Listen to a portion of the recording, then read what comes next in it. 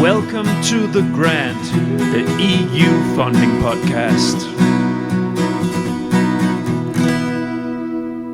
Welcome to this 9th episode of The Grant, the EU funding podcast. I am excited. Today I have invited in my first guest on the show. I have been running, if you've been following this podcast until now, I have been running the timeline series where I am rolling out the different phases from basic idea to submission of an EU project, step by step, carving it out in solo episodes where I try to share my experience and give tips and advice on how to deal with that. But this is only the beginning, as I've also explained earlier, of this initiative. I have a big vision and a big plan to have many ideas of how this can fold out to a wonderful podcast universe about EU funding.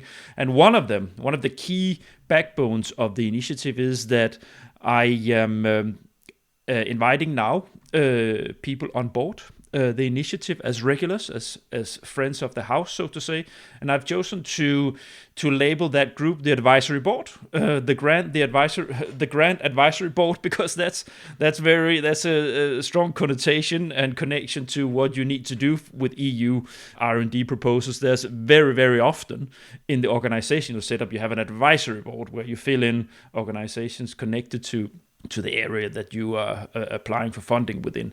So that's what I have made the setup now for as a segment and a group. And the first one that I reached out to a handful of people. I will slowly introduce them as they get into and accept and join me for episodes. But the first one I reached out to, and the first one I thought of, and the first one I invited, and the first one to accept was you, Kristjan.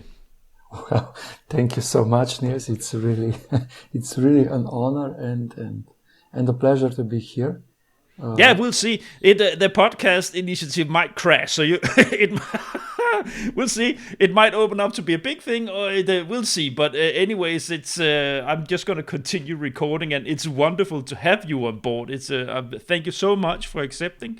And if before I ask you to introduce yourself, I'm just gonna mention my motivation, Kristjan. The reason why I have invited you in is because I noticed you on LinkedIn. We're both connected. There's many within the world that we are in. And you have a wonderful discourse. You have a wonderful approach to one thing is you have a wonderful approach to social media and how to deal with promoting and marketing and sharing your thoughts and ideas there.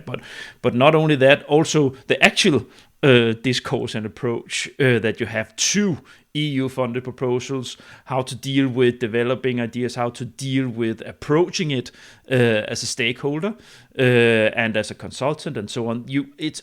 I love the angle you have on it. So this is why I noticed you in the first place. We've been earlier, the last 3 to 6 months, we've been also having talks and so on. But now we're here, so that's the motivation. So Kristjan, please, can you introduce yourself to the listeners?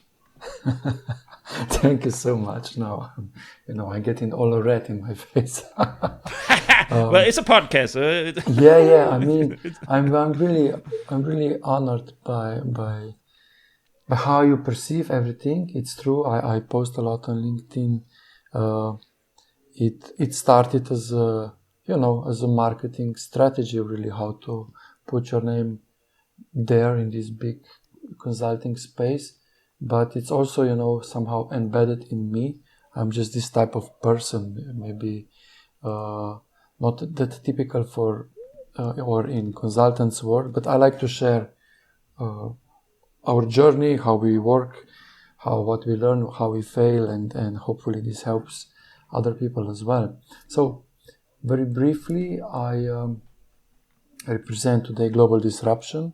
So it's a brand basically which helps tech companies convince investors and customers. Now, what does this mean is that we actually provide consulting on one side, where we help these tech companies or innovative SMEs, startups, and so on, obtain or secure EU funding. And on the other side, we provide another revenue stream is that we help companies, organizations, and here we're mostly focused on entrepreneurs and educational institutions like adult education institutions, universities, and similar, on how to use LinkedIn, how to use content marketing, and different approaches to promote what you do. So it's a combination of both. Obviously, I use some of this LinkedIn knowledge to promote what we do on this consulting side. So far, I don't know, I worked with over 100 companies from 24 countries in Europe, some from US, and we collected around, I don't know, 45 million euros, but it wasn't always, this was not always my role. So I started in EU funding in 2003 as a public employee. I used to work for the national agency. I was helping there in the field of adult education. This was my starting point. I was organizing calls for tenders, collecting these applications, organizing evaluation procedures, and so on. So this was my start. It gave me some insights on how this EU machinery works and how it operates. And it was far from work I do today, where I'm mostly involved in deep tech and high tech projects. So it was a huge leap in between. So, I went from public service to private companies, tested myself as a proposal writer. It was the first time I had to sell something. It was a challenge, definitely a challenge. And this gradually led to, a decision behind in my back that I need to try on my own, because I went back to public service again, worked there as a financial manager.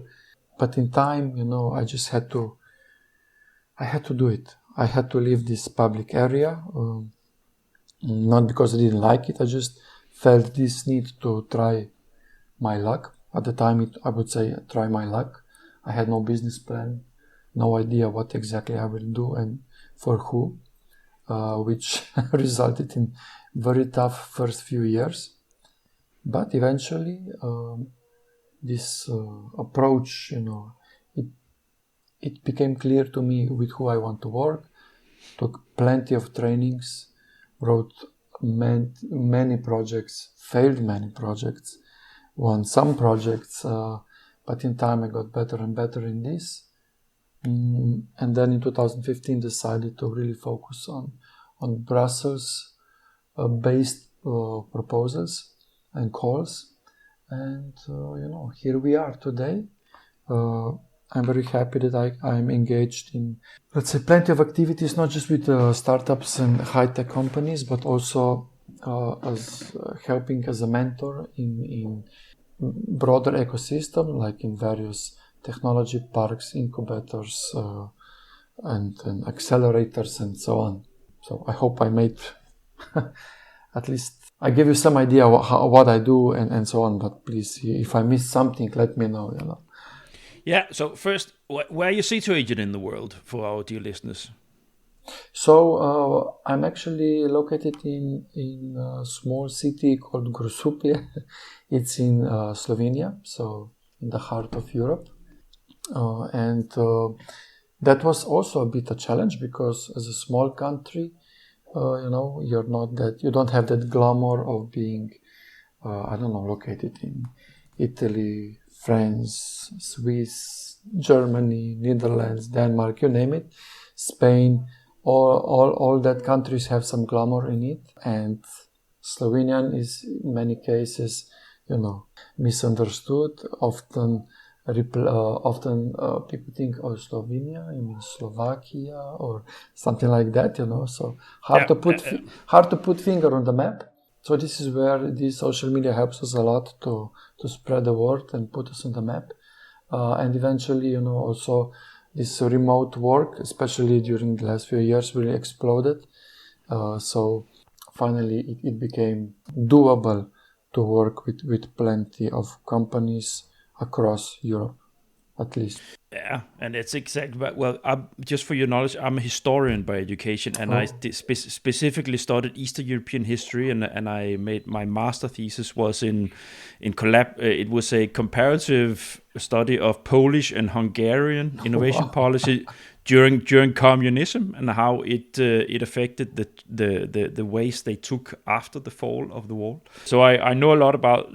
So that was just my focus in my thesis, but I read a lot about also the rest of the Eastern Europe. It's both it was an interest of mine during my studies, but also after. So I know Slovenia well. I know your history. I know you're part of the Austro-Hungarian Empire, so I know the sort of Germanic link there, and I know the history during the Yugoslavia era. Nice.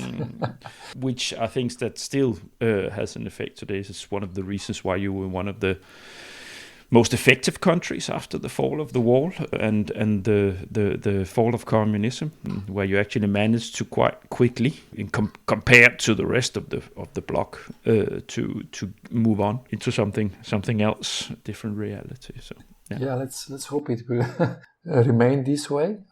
But yes, so the country itself is positioned nicely between Balkan countries with which we share some culture, we understand. So my generation speaks the language or several languages there as well.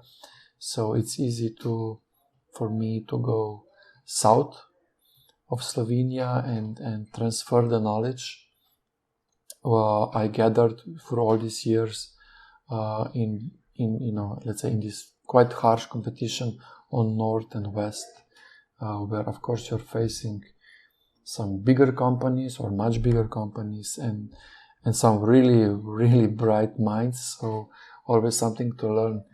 So I feel I'm acting like a bridge, sometimes like a bridge between these two areas in Europe. But yeah, let's hope it will remain this way.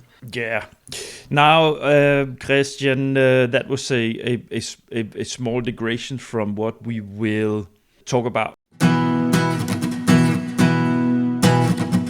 So maybe we should move ourselves on to have a talk about the focus of this episode. So just to keep the listeners sort of enlighten them on the focus of today's discussion, we will have a talk about idea development and concept development. So going from the phase in the proposal preparation where you go from having the basic idea where you move into a full horizon, a Europe project concept. I already had made an episode, the generic episode on this, and we will try to mirror that episode with sort of the same themes, where we will have an exchange on how you have been working with this, to have sort of have a critical mass on what I presented myself. So we will go through the same elements, which were namely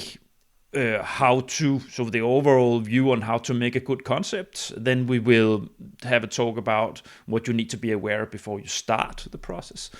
Then how to attack it, and then how you will work with workshop meetings and so on to get the critical mass input from the core group of the team, and then finally how you develop the work package structure.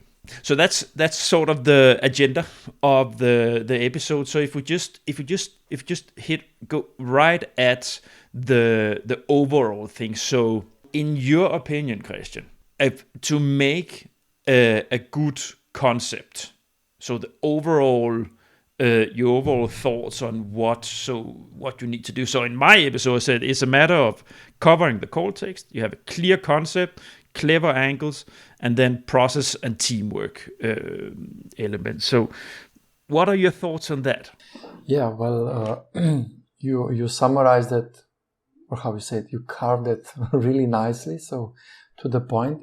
So maybe as a background understanding, I mostly work with projects that are sooner or later commercially oriented. So they are developing some kind of high tech, sometimes deep tech, but it's mostly around technology. Yeah.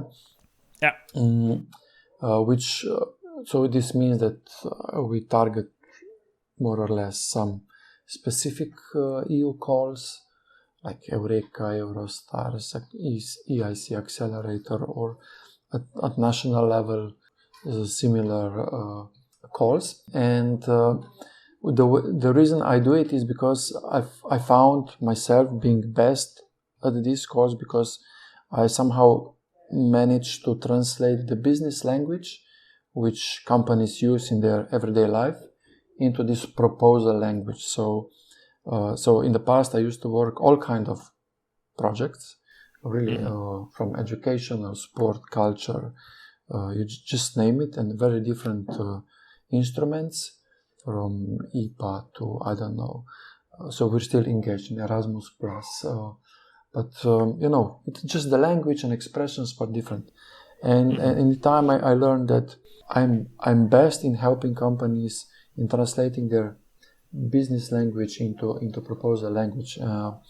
When I work with companies, so before we start, I typically expect or try to gather is that, so the core elements would be the technical idea, so what the solution would actually be,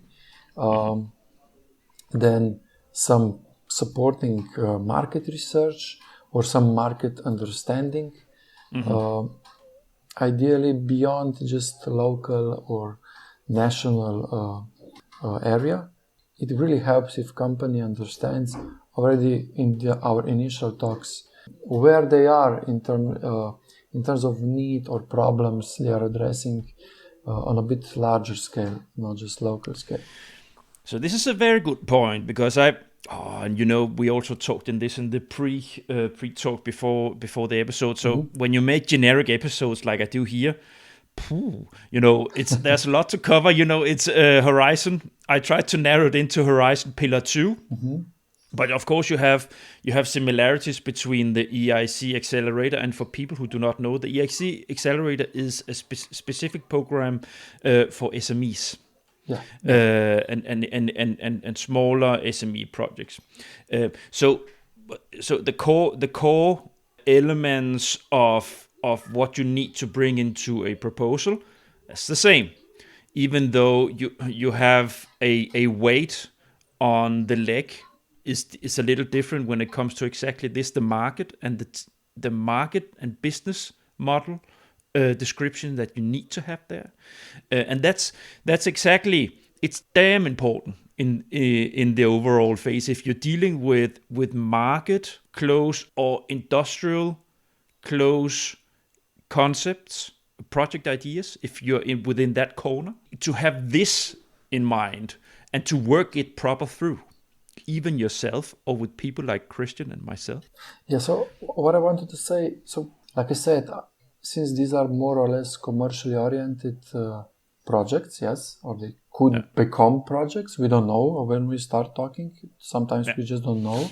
It's, I try to get or obtain as many information as I can from their everyday life, not to, let's say, invent or so. Many of these companies, some are, but many of those are not used to, do the, let's say, some research on which EU call or Horizon cluster and specific call within that cluster is relevant for them and what do they expect. So I try to get as many information as I can from them. So this would be like this technical idea, market understanding. Then, of course, another pillar you mentioned as well, committed team, internal committed team.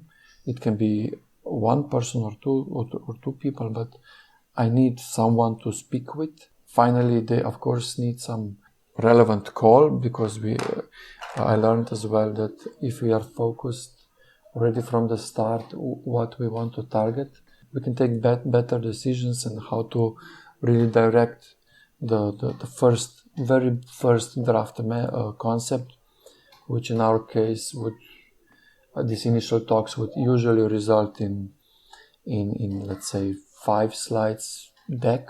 I usually do decks in the beginning, just to capture the idea, just to capture the idea, and then we speak on where exactly we would position it. So which potential call would be relevant or completely out of scope. So I'm gonna hold you a little bit on to here to that. So because it is bridging us into the next bullet. I want to keep that straw in my hand to make sure that we don't lose that, because before you start to work, before you get into the process, so this is what we have next here. So what do you need to make sure? So this is what I try to tell people. What do you need to have in your backpack when you step into this travel, so to say? So you need to connect to a team. So you need critical mass. This is also what the drum I'm hammering in my first episode. You need critical mass. Either you need a team in your organization if you're doing this yourself, or you need the core partners or your clients to step up and have dedicated people that you discuss these things with. Point number one. So this is one thing you just mentioned. We will dig into it into a second. And the second thing I want to keep on to, the tools you use, Kristjan. As you start mentioning now that you have a board, you use some tools to get things down on paper, to get it into a document. So let's first start with the team / colleague. So you're an independent company, so it's you and your wife. Yeah. But you are the one in the company that is focused on this part. Exactly. So you're sole. That's just you. Yeah, it's army of one, but I am surrounded with, so to be completely transparent, I have a few agreements with the colleagues like myself, who are experts in different, either different fields in terms of technology, for example, or market, or they are experts in specific EU calls.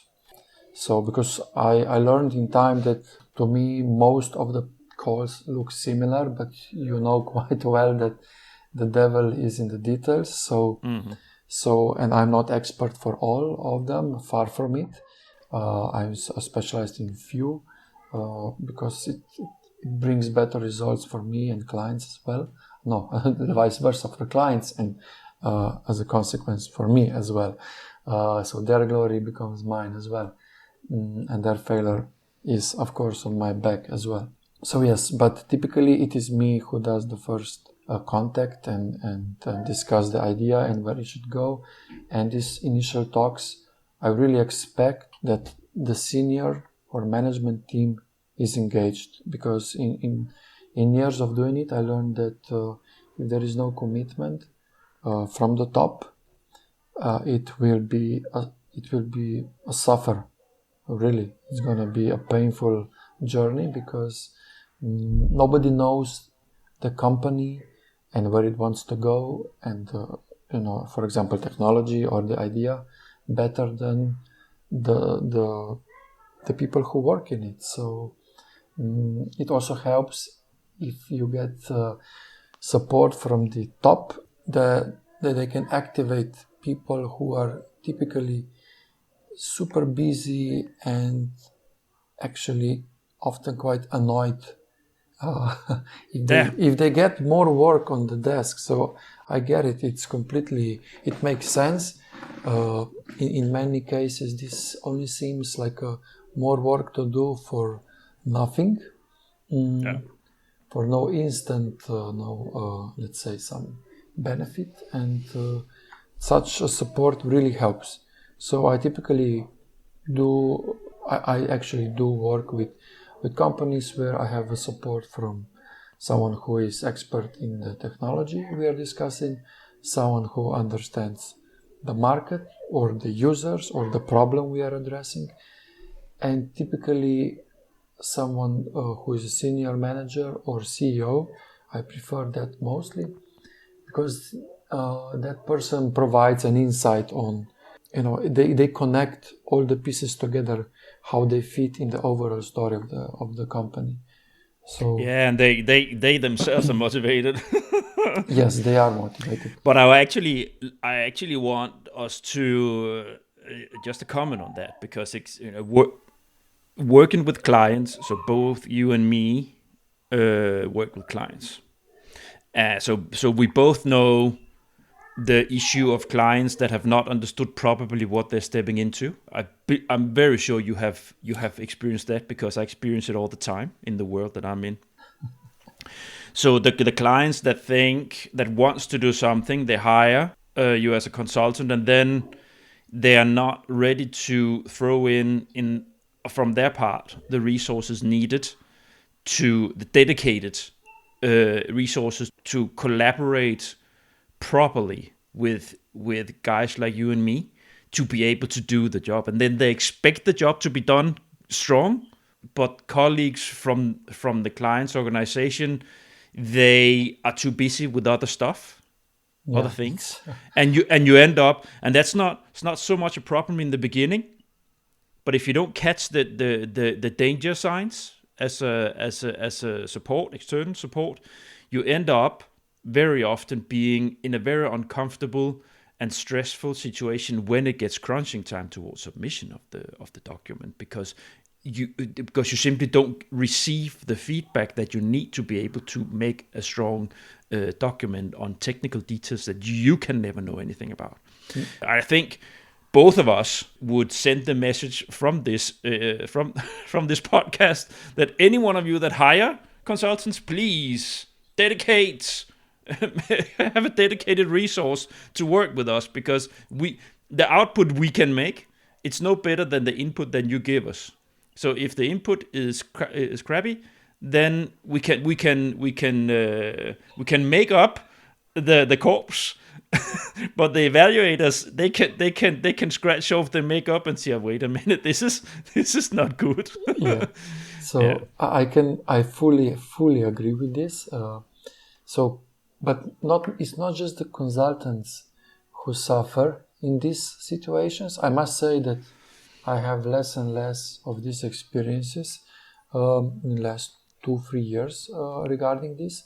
But it's also, for example, if you have a company which decides that they will do things on their own, which I think is perfectly solid decision, that person who is delegated such work will probably, if no prior experience, he or she will go through some struggle, and this struggle is growing or getting even more painful if they cannot get answers from or support from their colleagues. So it's really exactly the same situation. It doesn't matter consultant or in-house personnel doing the work. If there are no available people with who you can talk to, it's going to be a nightmare, because the deadline is not moving away. It's actually coming closer every day, and the panic grows, and this typically only ends up in some frustration. And this frustration is, of course, it starts on very micro level, so from that person who is working on it. Mm-hmm. But then, since there are no results, it becomes spread across the company or organization, and everybody is pissed off and like, oh no. Yeah, not only that, but what happens if especially if we're talking about the coordinator or a leading role, a work package leader, or someone that an organization that has a strong role throughout the project, if that is not connected properly to the group and consortium and takes it seriously, the rest of the group will start to say what's going on, and then the atmosphere in the group starts to wither, and you can actually, some proposals fall on this, because some of the others, if you have serious partners on board that knows how to do EU projects, proposals and projects, they say, but we had 3 invitations to other strong initiatives. So thanks, it was nice knowing you, but we will drop out. Really, Yeah. This is if you don't dedicate yourself, you can have all the support that makes strong connections and contacts, and the guys like you and me, Kristjan, that manages to get very, very strong organizations on board. But they're not going to stay for just for our blue eyes, if they see that it's worthless, Yeah, it's exactly. wasted time and efforts, then they go somewhere else. That's true. And like I said earlier, the company or the organization needs to understand what they're stepping into, because we just had also an experience ourselves. So we have another NGO.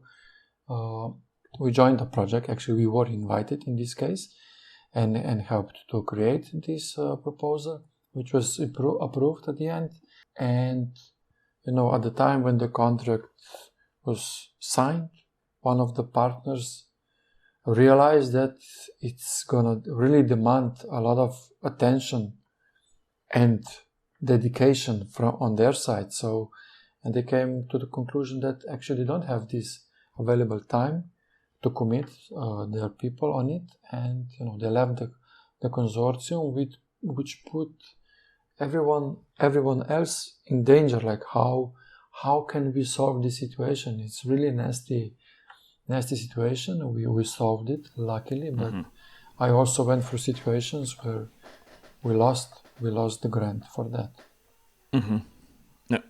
So I think key message: if you start a process like this, be serious about it. Yeah, be serious. Dedication, or dedicate a colleague. If your manager, dedicate a colleague that says to it, that has the time and resources to support properly. We all busy. Everybody, all are. Yeah. So it's not a valid argument from my point of view. If you want to approach EU funding, you need to dedicate resources to get it. Full stop. Yeah, exactly. And maybe also keep in mind that this is not a sprint. It's really more like a marathon.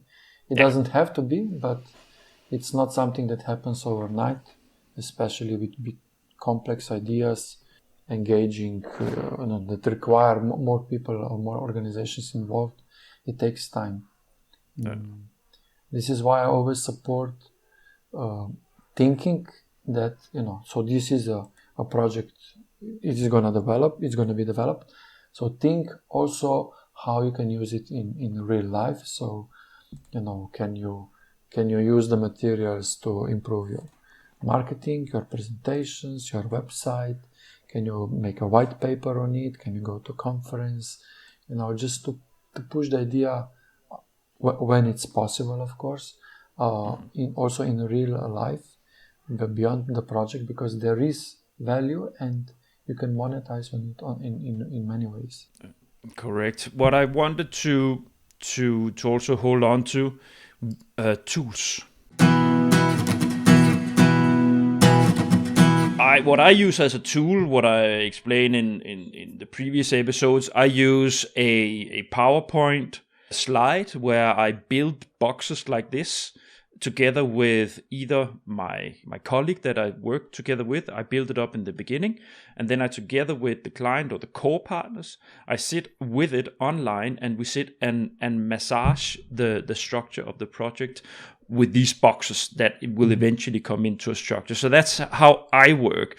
But can you explain how you work, Kristjan, with these things? In the beginning, in the phase here where you come to them and you start to carve things out into from the basic idea to a project structure. So I assume we are referring to a very early stage of this proposal development. First meeting you have when you have the basic idea and you found the funding, and now you need to have the first sort of workshop meeting where you look at how do we get from your core technical idea, how do we build that up?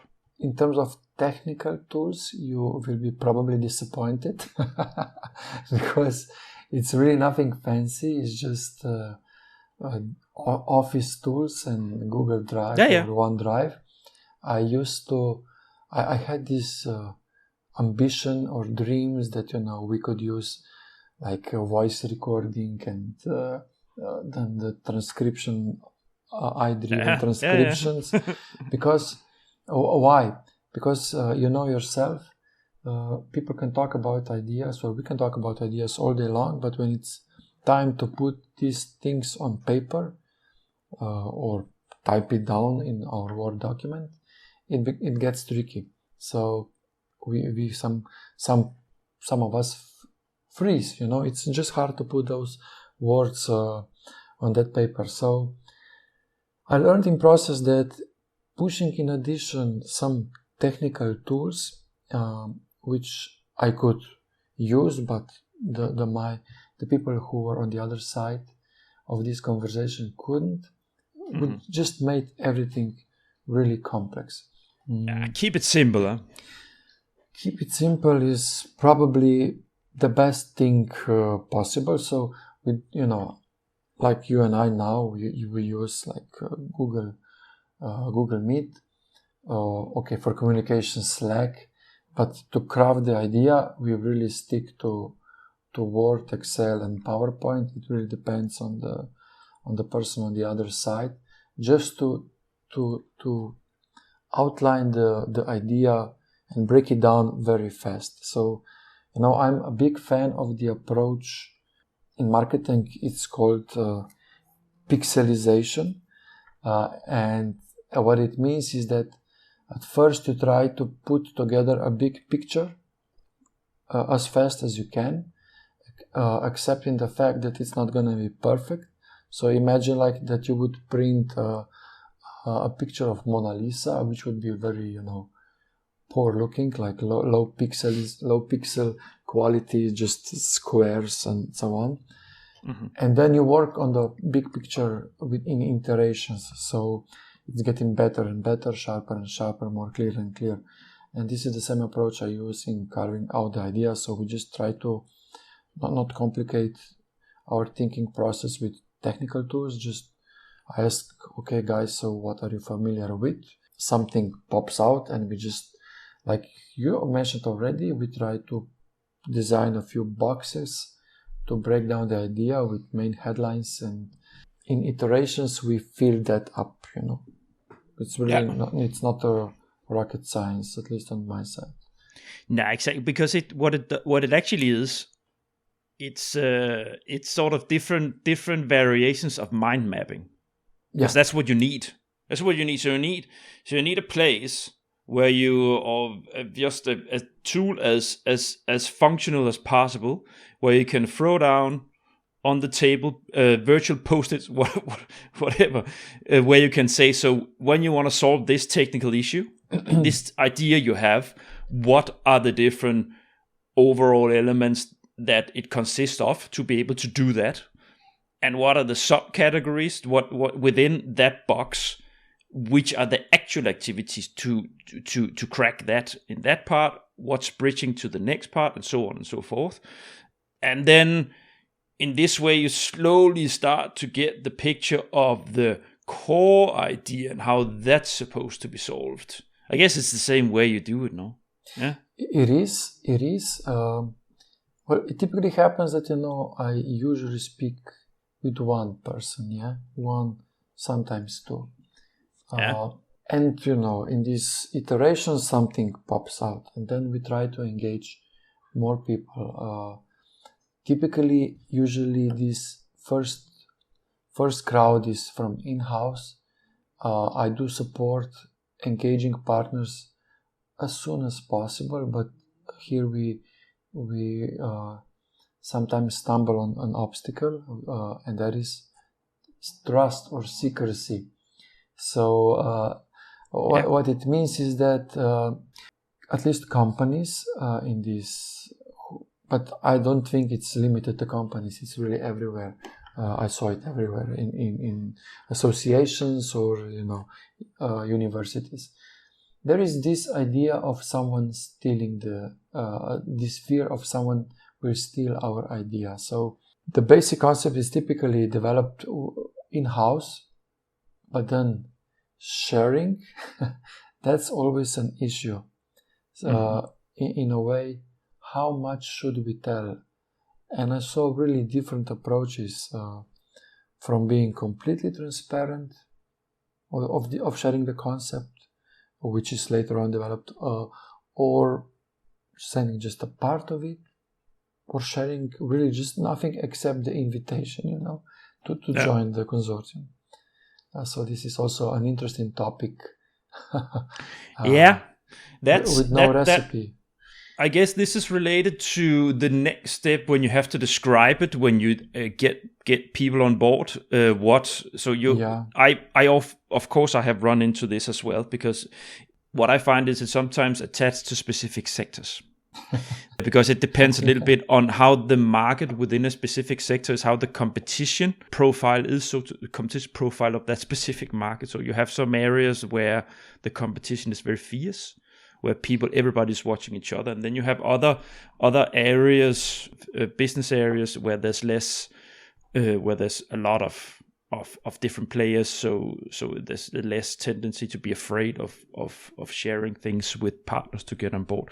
So I guess in this phase where you build it up, you have a confidentiality with the one that you work with. If you only have it with the one client and you don't have other core partners on board in this phase. So here you have normally full, the ones that I talk to, at least, the process I've been running, there you have full confidentiality and openness about what they want to do and how to structure that. And then you might have, in the phase where you need to put things down on paper to attract people, you might have the stakeholder or the client being a little risk averse on how detailed the description should be, because they also understand that you need to describe what you want to do exactly. to be able to attract people. But it's sometimes there are NDAs that needs to be signed and so on. So what would you say? Because I'm very curious on that. I listened to your introductional part, and I was.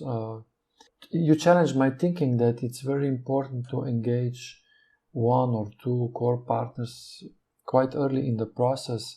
Yeah. So does it mean, because I will be very honest, it never happened to me. So these partners were always invited later on in the process when the concept was already clear. But I understood from your thinking that you actually are doing it quite earlier in the process. Depends a little bit how you work, and when you work as a private consultant. When this podcast is out, I'm no longer a private consultant, so that I can reveal, because I'm not gonna open this podcast before I have my end date with them. So being in that role, it depends what you get in. So if you have clients approaching me or colleagues with a lead saying, we have this concept, can you develop that? Then often you would only sit with that client. But the way I have been working the last 2 years, I have gone the other way around the table. So I have reached out to research clients, universities and private research institutes, and ask them if they would have research concepts that would fit to specific calls, and then building it up together with them. So in that situation, you step into 2-3 stages before into the timeline, so to say. You step into the basic idea part of the timeline, so to say, where there is nothing. There's only a concept that might be something, and in that particular case, it's always good to reach out and say, so you have the research organization, and they say, we've been working with this, and then I would always ask, have you worked together with somebody on this? Oh, very smart. Or say, look, we have a client that would also work with this call, and they can do this. It's a private organization or another research institute. Should we put up a meeting to see if we can build something together with them? So it's a way of working where it's much more organic way of working with idea shaping than business developing client that has it already carved out what they want to do. I don't know if it's better. Either way, it's just different ways of working as shaping things up and work private organization. So that's why. So that's often I've been kind of distilling the way of working this way over the last 2 years, and the best results, it's always if you put them into the same room, and then you sit and work with them on how to shape it up. it's different from your point of view, because you, especially if it's EIC accelerator proposals, then it's often them, maybe one or two other organizations, but often it's themselves. Yeah, but I really like the approach because, like we said, it's quite organical, and if the chemistry is good, they will be engaged definitely. The motivation of partners who join later is sometimes can be questionable in terms of motivation. So years ago, I was leading an international consortium of 7 partners, and I can tell you that the level of engagement was really different, and some joined. Well, why they joined? They joined because they were basically piggy riding, which is nothing bad, but what they contributed to the execution later on, that was really a nightmare for all partners. So I like this approach a lot. No, it was painful experience. I started losing hair. Yeah, the thing is, you need to be, as a facilitator, you need to be quite strong in binding people together and pushing the process forward, because when you work like this, there's not one that really carries the torch. You are the one that carries the torch. But you're not the one with the core technical knowledge, and what I have noticed is that the best results when you work like this, that you have someone that takes that torch and say, would you die for this? Because you need that one partner that wants to die, that cannot live without, so to say, that concept to be developed. Yeah, you need that one that say, now you bloody start to work, partners. You bloody send me input for those work package input. Send me input for the excellence section. It's not just the consultant, because when the consultant writes, it's like, yeah. But if there's a content partners, give it now, or I step out to put that content pressure. Yeah, it has to be, because the deadlines are merciless, and we went through, unfortunately, some situations where it was the deadline day. It was 17:00 Brussels time, and they pressed submit button 10 seconds or 1 minute later. All gone, all work was gone. And it's worse. You cannot. This one, this you should. I would say anybody who's listening and who's doing this, always submit what you have at minimum, at latest 1 day before. Always. Doesn't matter how far you are, how much you still need to do. I need to do this and this and this. No. Throw it in. Because if this happens, as Kristjan has just mentioned, if this happens, this is months of intense work by 20 partners. You cannot 20 partners or 15, even if it's 10 partners or 5 partners. It's people who have thrown so much effort and resources into doing this, and it's lost. You might have a second chance in 6 months or a year with a code that is sort of complementary to what you have just submitted to, but it's not. It's not. This is honestly, it's the stupidest way of losing work. It is that you press submit too late. Don't submit beforehand. And it many people will say, come on, nobody does it, but I've seen that.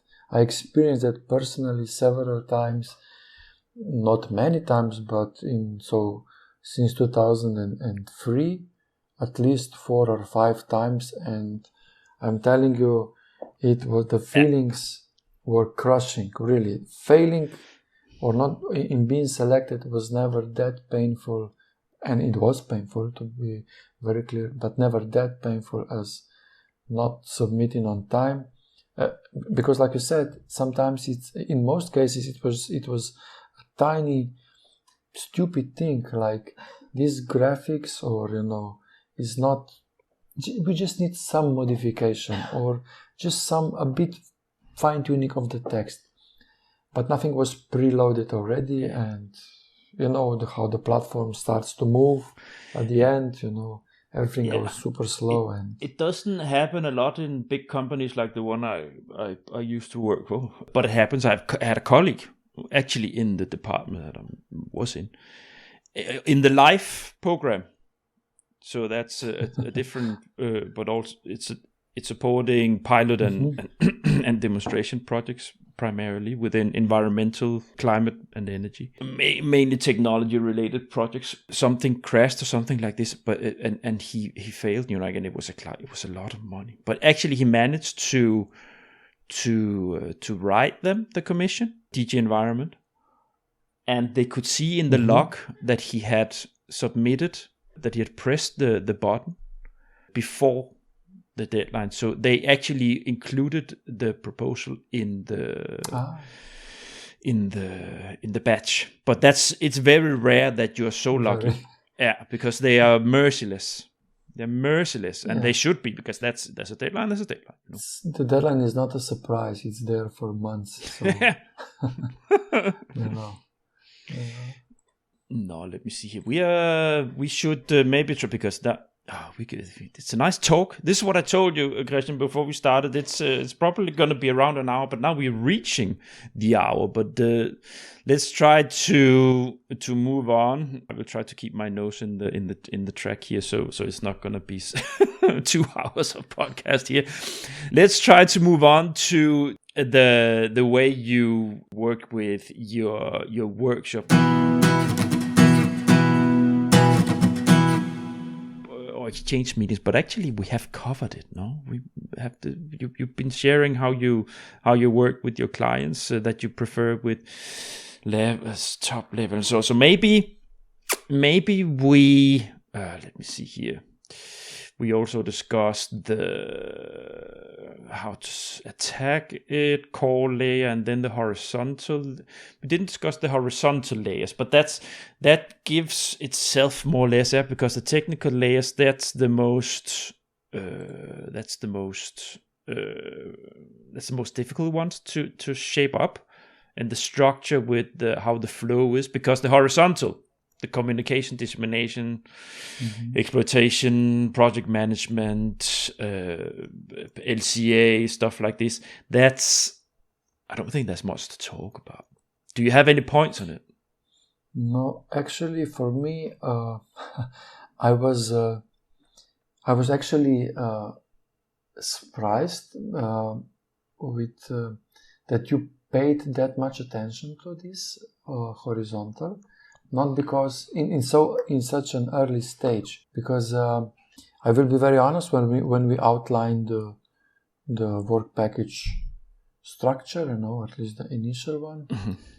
Of course, we have some development, piloting. It depends on the call and the nature of it.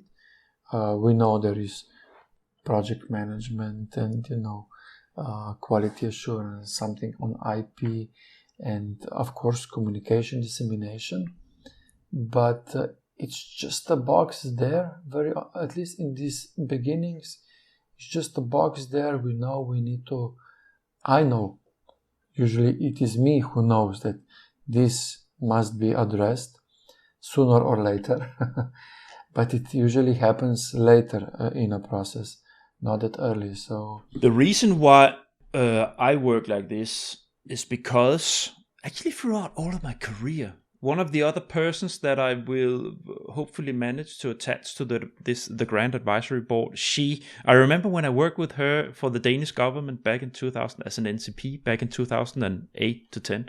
Her discourse back then was always, she told the stakeholders that we were supporting, when she was talking to them, she said, look, start with the impact. Because that's what everybody forgets until the end. Start with impact, because then you're going to make a nice impact section, because it counts the same. The points are equally one-to-one as the ones you get for your excellence, which you will focus on. So I kind of brought that with me, that to put the clients and the group's attention on the fact that this is something that there's a holistic the project concept is not just the technical part that they focus on. It's to, at an early stage, to bring their attention to the fact that when the evaluators will receive it, it's a holistic document with where everything has to be bind together. So there needs to be a logic to how you make the life cycle assessment, which parts of it, so to say, with how you run your technical activities, demonstration activities, and so on, as well as communication, dissemination, exploitation. But I agree with you, at this stage, I don't dig into detail, but I put it there and explain it to them, why we have to have it there, and the importance that it has when we move into more detailed discussions later, just to flag it. Yeah.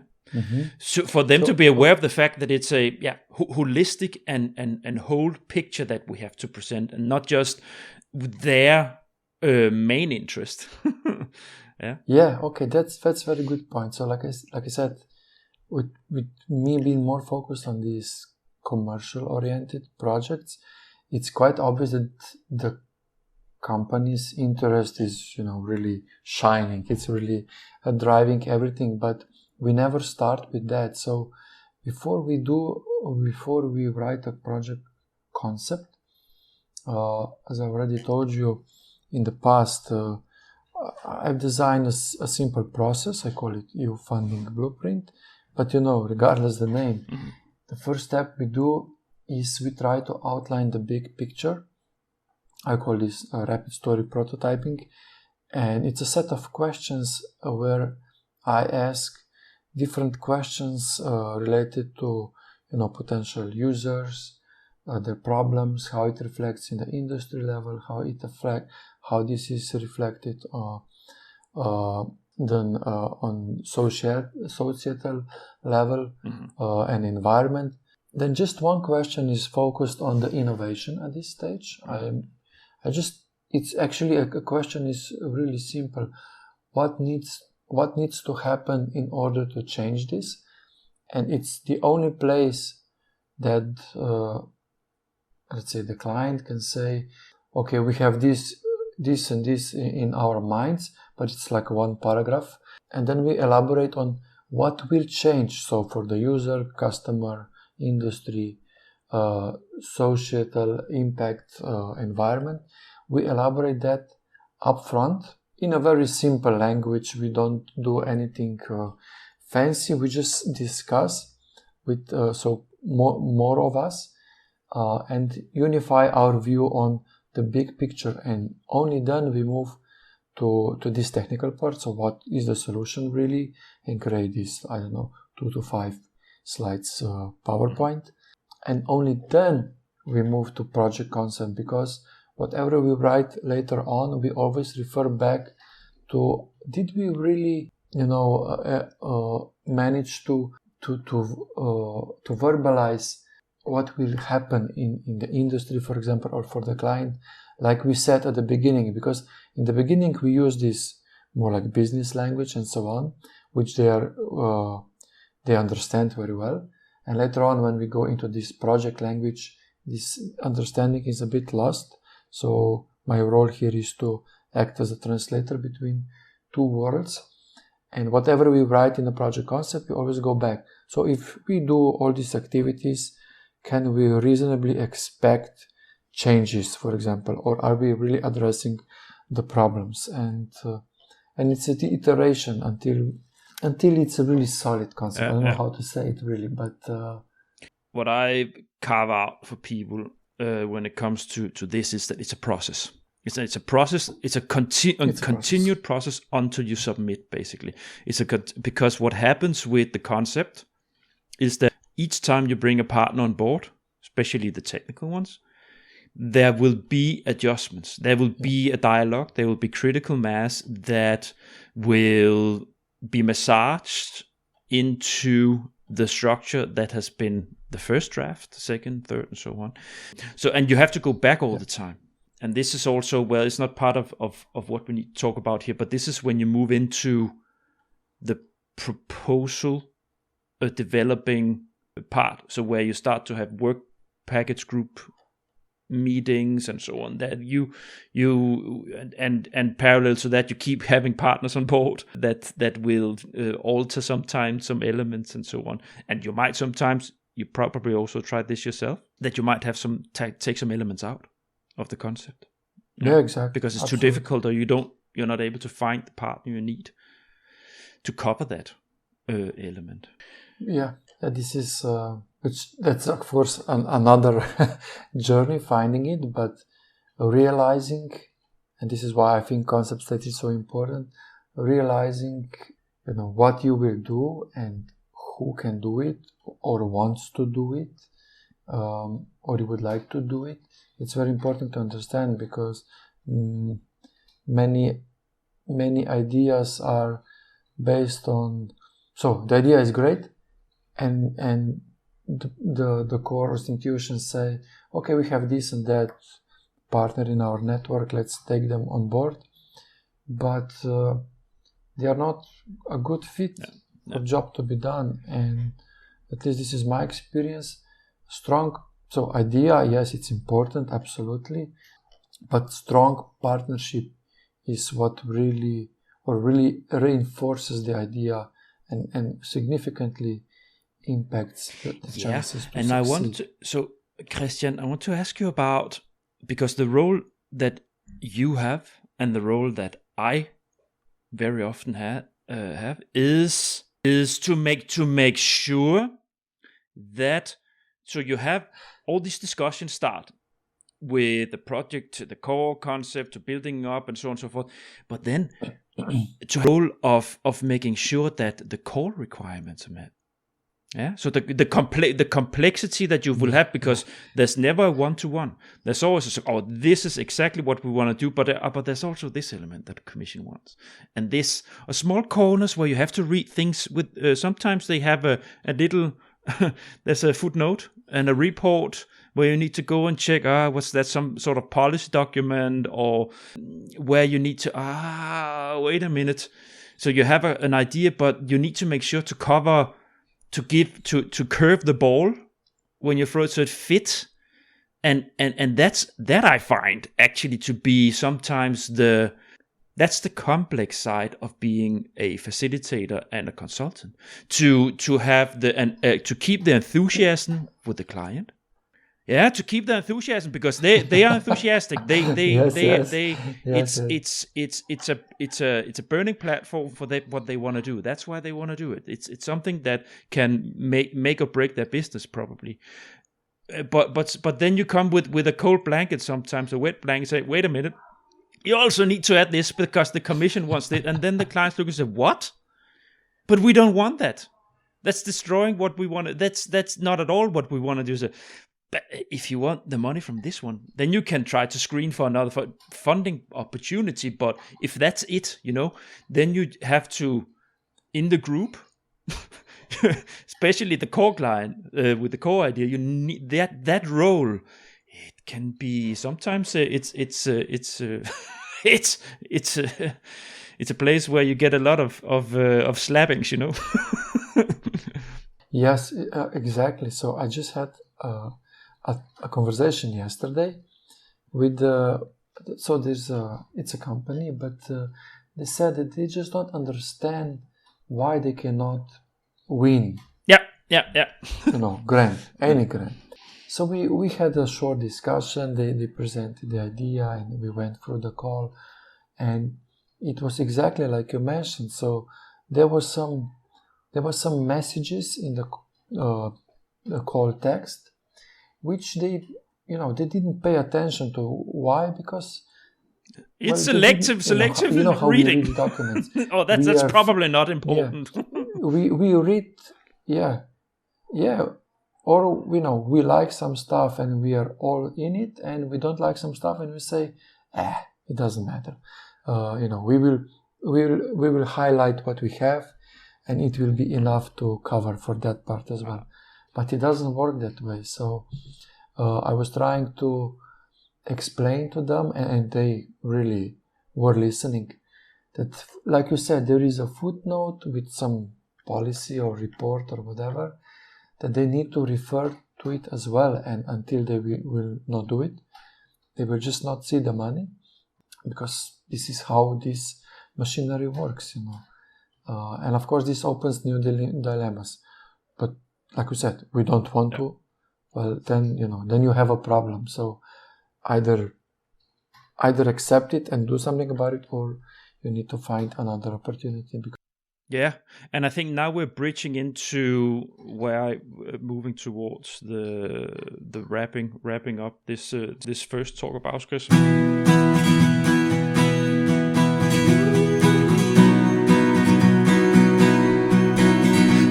Grand. I have this segment in my episodes where I address the toughest challenge, what I consider the toughest challenge of the specific area I'm dealing with. And in my episode on this, my point on this is that the toughest challenge is to get the head around the process itself, and how to get structured on enough to get a nice concept, because it's complex at this stage. Exactly what we just talked about now. It starts to become a complex place in part of the phase towards submission, because you need to juggle with the partners, what they want, up against the needs and the requirements from the commission, together with the fact that you want to make a clever, holistic concept, so on. You really need to, as a support function, to bind many strings together. When you think toughest challenge, what do you consider the toughest challenge in this part of the process? So I actually encountered two of them. The first one is that, like I said earlier, we can talk about ideas all day, but to put them down in a written form, that's a huge challenge. It's so how to organize thoughts.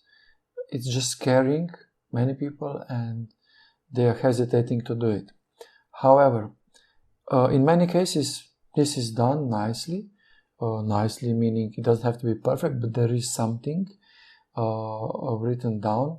Then the biggest challenge in this very early stage is really to get resources or committed people with who you can discuss and further develop the idea. And I partly contribute this to a bit of disbelief that they will make it, and a bit of fear of complexity ahead of them.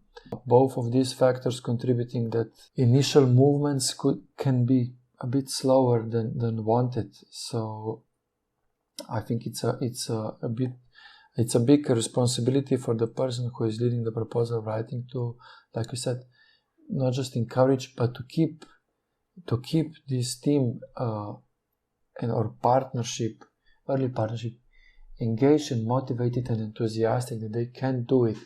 So if there is a person who knows the process or can break it down for this team, what could be next possible steps, it really makes lives easier for everyone, because otherwise most of people just see a lot of work, unsecure outcome, possible fail, and frustration, and we need to remove this out of the equation as fast as possible. Let's try to wrap up, because there's so many elements we could talk about, but we have to end at some place. I wanted also to discuss the partner part, but the partner part, we can maybe take that next time. We will reflect together afterwards what we can dig into. Do you have some yourself elements that you would like to talk with me about in the different stages towards submission? Do you have a... You mean future or today? Yeah. No, not today. We will have to wrap this up now. But which part of the process would you do you have a preference on which elements to talk about? I like everything. So from proposal writing to maybe how it's different if you lead someone comparing if someone writes for you, or maybe the resubmission is also interesting. Yeah. Or finding So I see one of the biggest mistakes is that people put the failed projects in the drawer and forget about them. But maybe there is more value in that. Yeah. Let me think a bit about it. But I can out. Resubmission, yes. This is an element that we can have a dedicated episode about, and we can just record it. It doesn't matter because I can just move things around. So you reflect, and then we just you're in my advisory board, so you have dedicated access to me. Yeah. I will outline in a few bullet points what I think could be, or who you could maybe talk to as well, because that's also very important. If you have people in your network that you say these are good people that would be great to have on board. What I'm looking for right now are proposal writers, and I come from a company, but I don't know if they would be allowed, since I'm not working with them anymore. When this comes out, I don't know how they would feel about that. I will see, but at this stage, I'm a little bit when this comes out, I'm not with them anymore. Yeah. But I cannot ask them now because I'm still with them. Yeah, I understand. So, and I would, but so I might have to wait. But if you know somebody who is very strong with writing excellence on Horizon Europe proposals, yeah, sure, that would I will. Either from one of the big ones, Shabala, or you have some of these big ones, but it can also be a small SME or small consultant. It doesn't matter. Cool.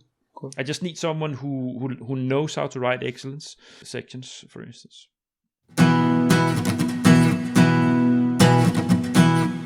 No, it's becoming a very, very long episode.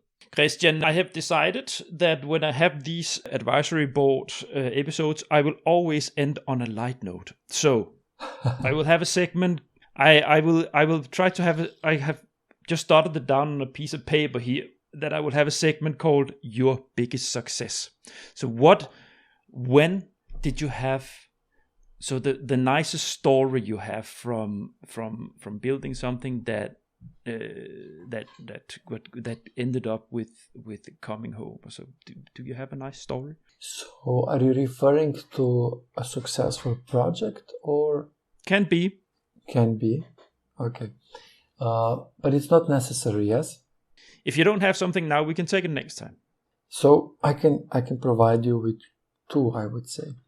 So the project, I'm really proud on a successful project from a company called Planet Care, who are dealing with the problem of microplastic, because we help them one EIC accelerator, and they are solving a really burning problem of this microplastic going into our waters and back in our food and so on. So I was super happy for them to succeed, because they are a Slovenian company and made it on this tough call. It was just outstanding. But to go beyond this, I think my biggest success is actually a personal one, is a transition from being a consultant to becoming a mentor, where I am able now to work in several technology parks in Europe, and especially in Balkan countries, because there I can take the knowledge, which is not well presented there yet, but they are very, very hungry for it, and I can work with several companies in parallel, hopefully to help them make, not to win grants, but to actually empower them to build their ideas, their companies on these EU grants. Because, for example, just recently, one company from Croatia won Accelerator, EIC Accelerator. It's a huge thing for the Balkan region, a really huge thing. And so many people were really happy about them because they showed it can be done. And now I'm a mentor in this area, and with some knowledge and network I have, I really hope to promote this I'm losing my words, but I want to promote.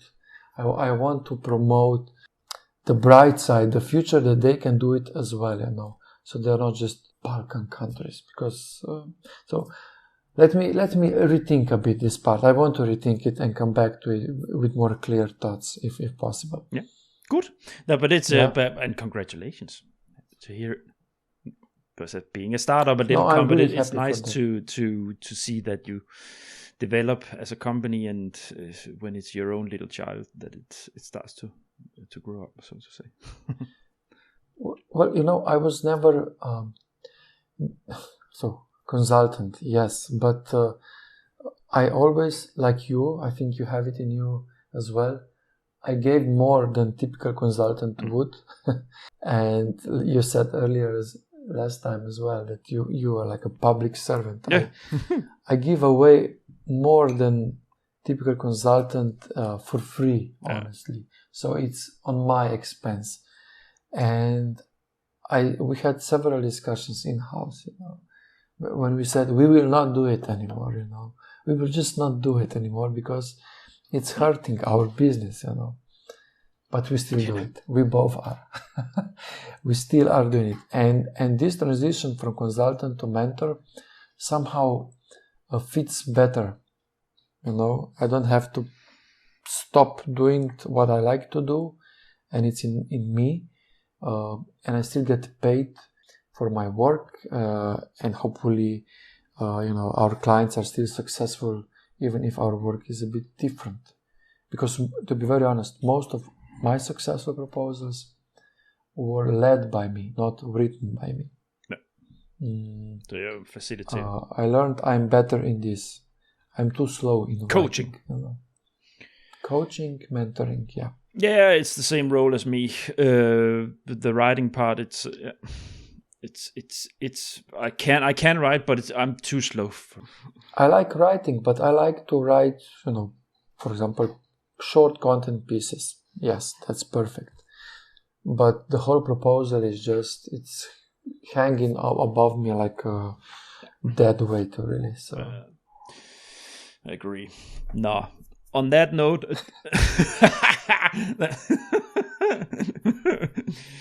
EU proposals are lovely to do. Don't listen to us. Yeah, I guess it shows that there are just many different roles and different capacities that you need when you develop proposals like this, because there are so many layers. Rough. Yeah. I always say that it's such a rough. Work-wise, the resources you need to put in, it's so resource intensive and rough when you move towards submission that you really need a couple of different capacities to pull things together, because if you do everything yourself, it's really rough. It's really hard, and I know because I have done it myself some years ago. It's just No, Kristjan, thanks for joining me for this first talk, and I'm looking very much forward to this as we will be continuing.